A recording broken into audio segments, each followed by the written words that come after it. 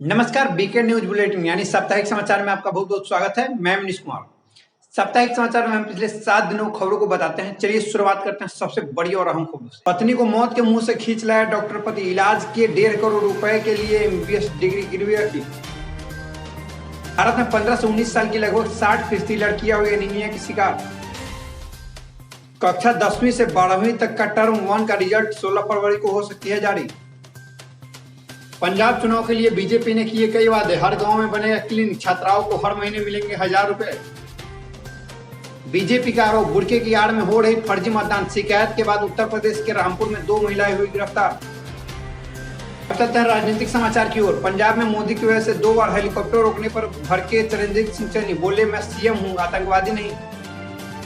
उत्तर प्रदेश में second phase में 61.33% voting हुई। सपा के गढ़ में मुस्लिम बहुल सीटों पर 61% ज्यादा मतदान देखी गई।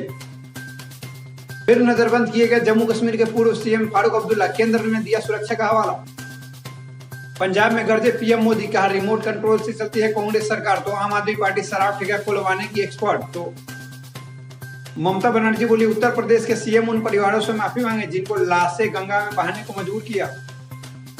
अब चलते हैं व्यापार और आर्थिक समाचार की ओर। एयर इंडिया को मिला नया सीईओ, 51 साल के इलकर आईसी 1 अप्रैल से संभालेंगे जिम्मेदारी।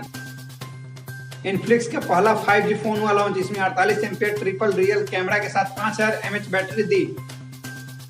बैंकिंग इतिहास का सबसे बड़ा घोटाला सामने आया। गुजरात के एबीजी सीपीएट कंपनी ने 28 बैंकों को 22,842 करोड़ का चूना लगाया। ब्लू हाइड्रोजन मैन्युफैक्चरर में ग्लोबल लीडर बनेगी रिलायंस इंडस्ट्री, 30,000 करोड़ रुपए का प्लांट लगाने का प्लान। एयर इंडिया और एयर एशिया के बीच हुआ समझौता, फ्लाइट कैंसिल होने पर दूसरी एयरलाइन से भी कर सकेंगे सफर। अब चलते हैं विज्ञान और तकनीक समाचार की ओर। चीन पर हुई फिर digital strike, gaming app free fire समेत 54 चाइनीज एप्लीकेशन भारत में बैन। गूगल ने इंडियन रिसर्चर अमन पांडे को थैंक्स कहा। अमन ने पिछले साल गूगल के लिए 232 बग ढूंढे थे।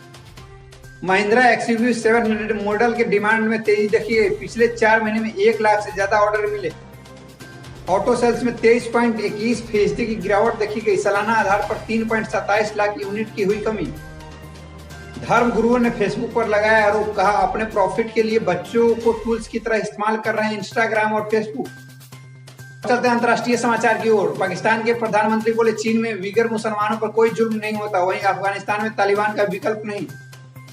वैलेंटाइन डे पर पाकिस्तान में तालिबानी फरमान जारी, लड़के सफेद नमाजी टोपी और लड़कियां हिजाब पहनकर ही कॉलेज में आती देखी गई। व्यक्तिगत फायदे के लिए डोनाल्ड ट्रंप ने राष्ट्रपति पद का गलत इस्तेमाल किया, पहचान भुनाने के लिए शुरू किए कई वेंचर। यूक्रेन में पढ़ रहे 20,000 भारतीय छात्र राष्ट्रपति सचिवालय में याचिका दायर कर इन्हें वापस लाने की मांग की गई। अमेरिका में 6 भारतीय कॉल सेंटर्स का फर्जीवाड़ा सामने आया, बुजुर्गों को निशाना बनाकर हड़पे 41 करोड़ रुपए। अब चलते हैं खेल समाचार की ओर। वेस्टइंडीज वनडे सीरीज में चोटिल होने के बाद पहली बार छुट्टी पर गए KL Rahul. IPL 2022 mega auction में 10 टीमों ने 551 करोड़ में 204 खिलाड़ी खरीदे। 39 साल में पहली बार भारत ने वेस्टइंडीज के खिलाफ वनडे में किया क्लीन स्वीप, आखिरी match 96 run.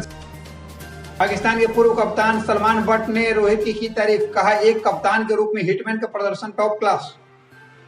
IPL 2022 mega auction में सबसे महंगे खिलाड़ी बने इंसान किशन, 15.25 करोड़ में बिके।